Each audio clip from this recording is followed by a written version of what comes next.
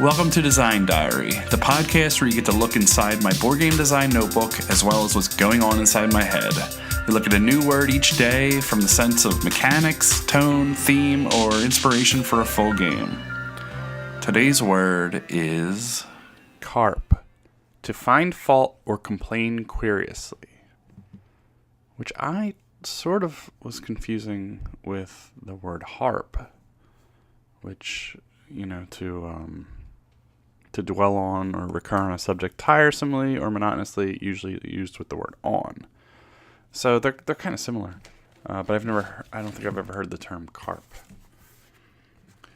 So I made notes about mechanics, which would be, and I recorded with Jason Glover last night, and he was talking about how I lean on mechanics a lot with these words, and that's sort of, it's been a focus here, but it's sort of out of my element. I'm doing it on purpose to try to expand and get out of my comfort zone. But some words, especially like verbs, are very mechanic, oriented. So for here, I just wrote two mechanics. One was to question success, and the second would be to search for flaws. So finding some sort of actions out of those is kind of where I went. I can see this applying to a game with either fuzzy lines or secret goals, roles, or motivation.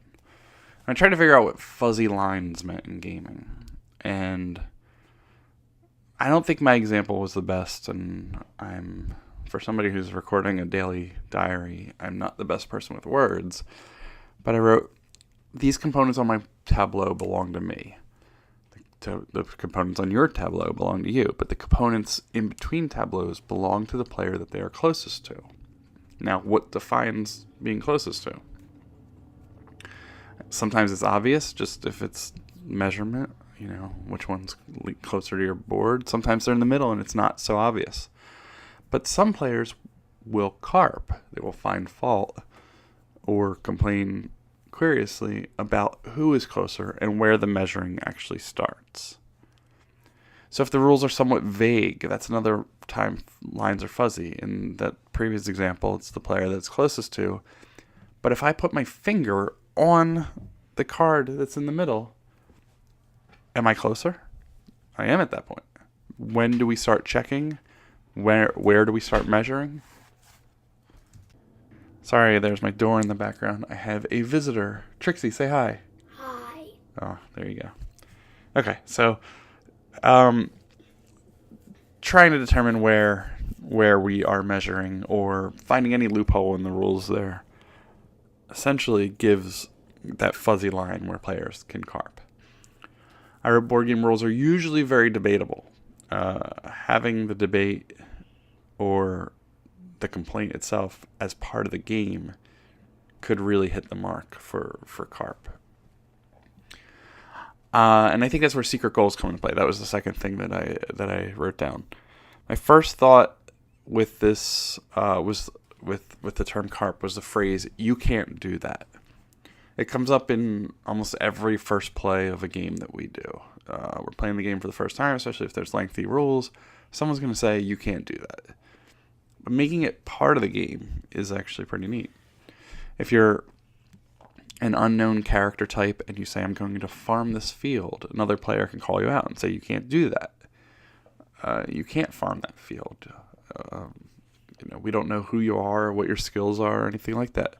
We've seen things like that in games, especially like social deduction games and things like that. But I want to take a step further. Say there are, to just really hit this carp, let's say there's multiple roles or attributes that allow you to farm. So not only can you reveal that you're a farmer, you could reveal that you have a tractor. So either one of those would allow me to farm. So I say I'm going to farm, a player calls me out on it, I can reveal one of them, and then I can continue farming. Or I can choose not to reveal and keep all my information secret and not farm. I have to figure out what the positive is in keeping it secret, but I know what the negatives are as well as the positives of revealing it.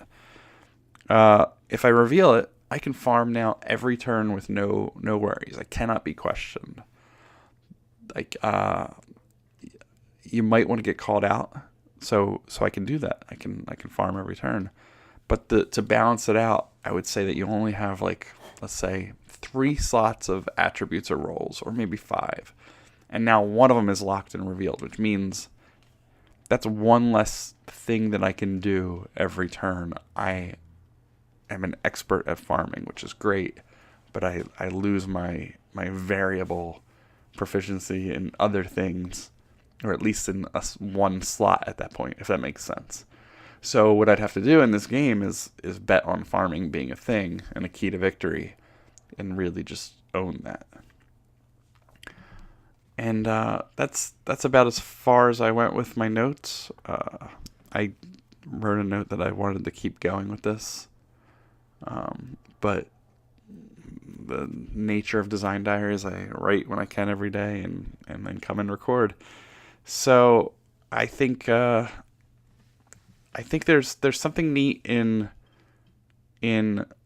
having a limited amount of attributes and having to lie about them, or being able to lie about them.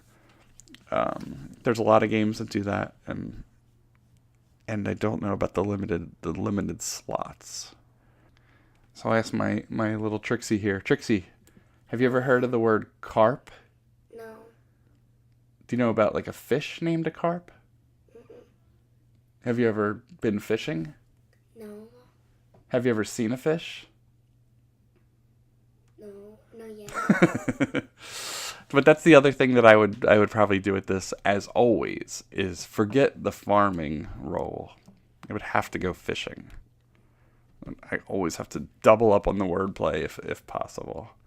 So to find fault or complain with fish in mind, you could just be those people that go fishing and just nothing. They never catch anything, like Trixie. They've never caught a fish, and they're just going to sit there and complain. Probably more about everything else and the fish as they're fishing and not catching anything. And maybe that's even a tactic in, talking your neighbor's ear off while trying to jump in on their little territory where they're trying to fish. Who knows? That's where I normally would go with it. I said I wasn't going to do it today, but I did anyway. So that's our design diary for the day. We will catch you again tomorrow and every other day. Thanks for listening. See you around.